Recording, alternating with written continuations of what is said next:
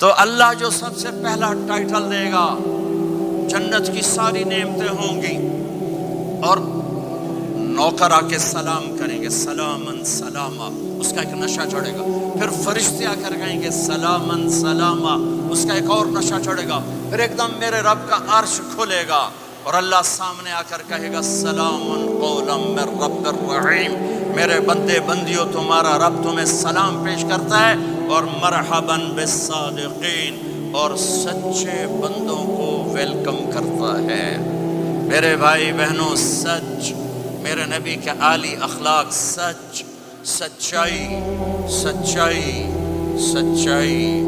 آپ نے یزید کی برائیاں تو سنی ہیں، اس کے بیٹے کی نیکی سنو، معاویہ بن یزید 22 سال کی عمر میں حکومت پہ بیٹھا، سارے دشمن زیر ہو چکے ہیں، صرف 40 دن حکومت کی، 3 بر اعظم کی حکومت، اور سارے خاندان کو اکٹھا کر کے کہا سنو، جس تخت کو ظلم پہ بچھایا گیا ہو، اور جس تخت کے نیچے آل رسول کا خون ہو، جس تخت کے نیچے حسین کا خون ہو، میں اس پہ لعنت بھیجتا ہوں۔ یہ ہے تمہاری حکومت، جس کو مرضی دے دو۔ 3 بر اعظم کی حکومت سچائی پر چھوڑ دی، 3 بر اعظم کی حکومت سچائی پر چھوڑ دی، 3 بر اعظم کی حکومت کو لات مار دی سچائی پر۔ سچ بولو، سچ بولو، پیسہ بچانے کے لیے جھوٹ نہ بولو، ٹیکس بچانے کے لیے جھوٹ نہ بولو۔ مسلمان کی ایسی پہچان بناؤ کہ جب تم کہو میں مسلم ہوں تو اگلا کہے ہاں مسلمان جھوٹ نہیں بول سکتا، مسلمان تو سچ ہی بولتا ہے۔ اپنے ایمان کو، اخلاق کو یہاں تک لے جاؤ کہ آپ اور سچ ایک ہو جاؤ، آپ اور سچائی ایک ہو جاؤ، آپ اور سچائی ایک ہو جاؤ۔ لیکن رونا دھونا یہ ہے کہ سارا جھوٹ امت میں آ کے پھنسا ہوا ہے۔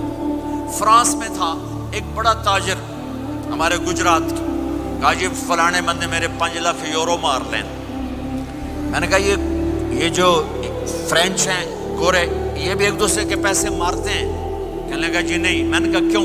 کہ وہ سارا لکھت پڑھت ہوتی ہے، کمپیوٹر ہوتا ہے، مار نہیں سکتے۔ میں نے کہا پھر تم کیوں نہیں لکھت پڑھت کرتے؟ کہا جی پھر ٹیکس دینا پڑتا ہے۔ میں کہا 5 لاکھ کا ٹیکس لگا گیا ہے، اس سے اچھا نہیں تھا تو 2 لاکھ ٹیکس دے لیتا اور تیرا ضمیر بھی زندہ ہوتا اور تو صبح کی نیند سوتا۔